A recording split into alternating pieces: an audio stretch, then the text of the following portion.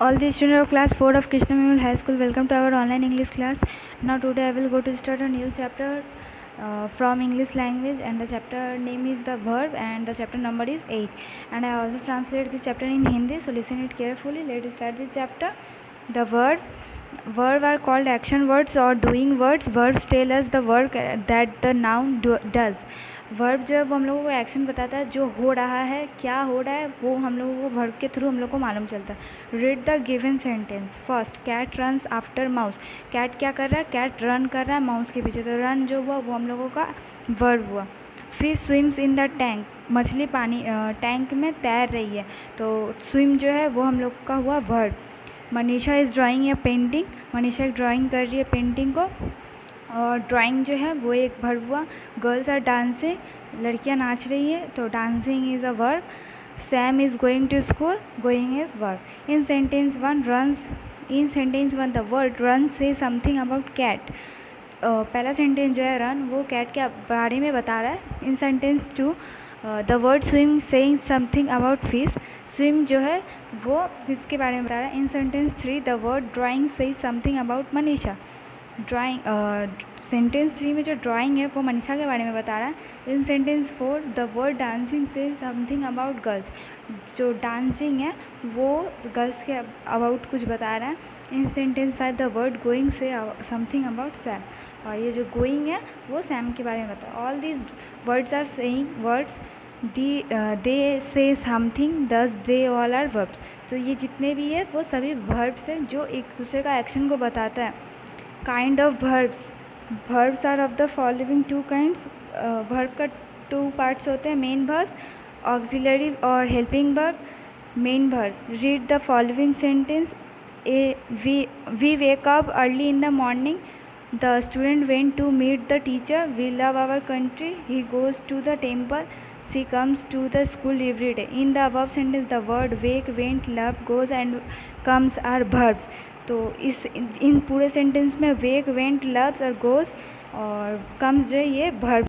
They express action. Each of them is a single word. Each of them is complete in its meaning and does not require the help of any other word in order to complete its sense. Each of them is main verb to complete their meaning. Such words are called object. और ये जितने भी words है वो लोगों को किसी और चीज़ का हेल्प नहीं लग रहा है. ये लोग खुद से बता दे रहे हैं कि वो इंसान या वो ऑब्जेक्ट क्या कर रहा है. तो ये इसे मेन ऑब्जेक्ट बोलते, मेन वर्ब बोलते हैं. और ये जितने भी वर्ड्स हैं उन्हें ऑब्जेक्ट बोलते हैं. For example, the cow eats grass. The gardener waters the plants. The teacher teaches the students. Father reads the newspaper. She writes an essay daily. तो grass, plant, student, newspaper, essay, ये जितने भी है ये सभी objects हैं. In sentence one the word grass is the object of the verb. तो grass जो है वो वर्ब का ऑब्जेक्ट है. It's the word plants in the object of verb. Waters. Student is the object of verb. Teaches. Newspaper. reads. ऐसे writes. मतलब जो हम लोग कर रहे हैं क्या कर रहे हैं उसकी वजह से वो चीज़ दिखाना. तो ग्रास काउ ईट कर रहा है, खाना खा रहा है.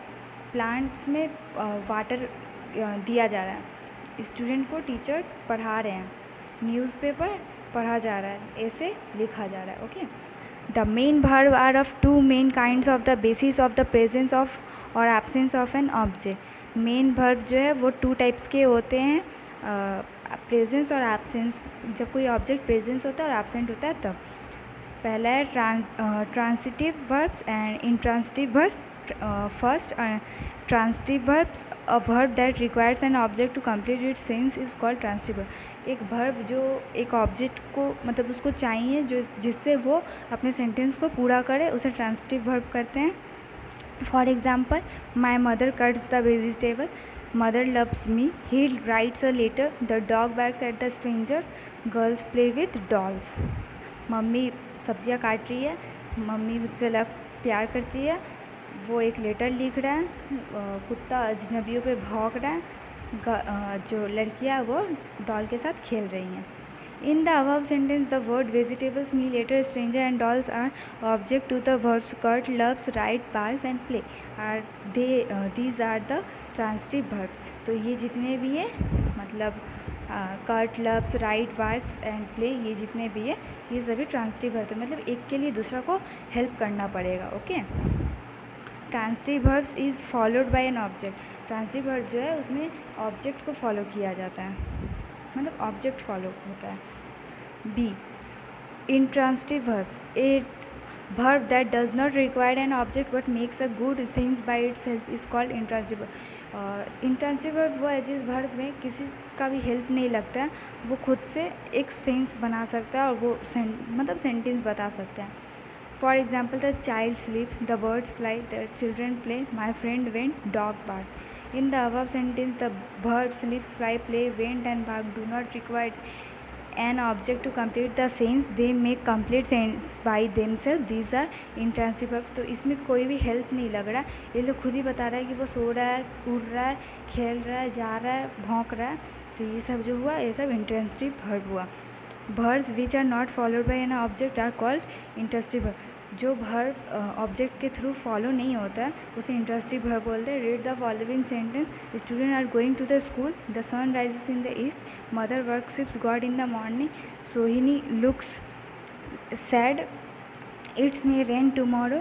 इन this sentence the verb do not make full meaning by themselves, some words are required to form complete predicates but what is added is not object, such words are used to complete the sentence, so these are called complements।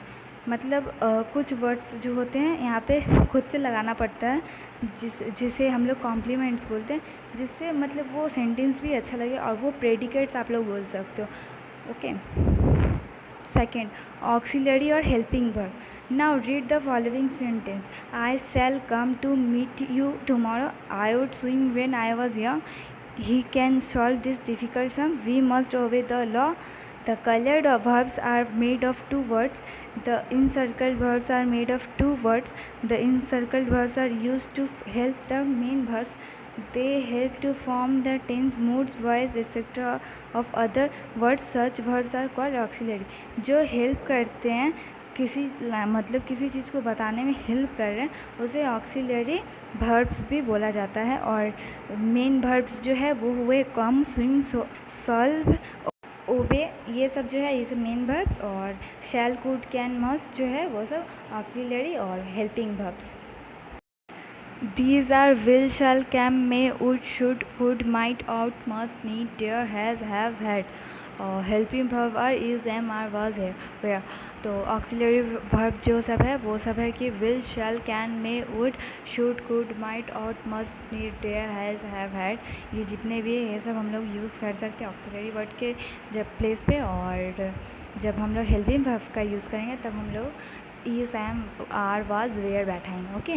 Now this chapter is completed and all the questions and your homework related to this chapter we will send in your WhatsApp। Thank you।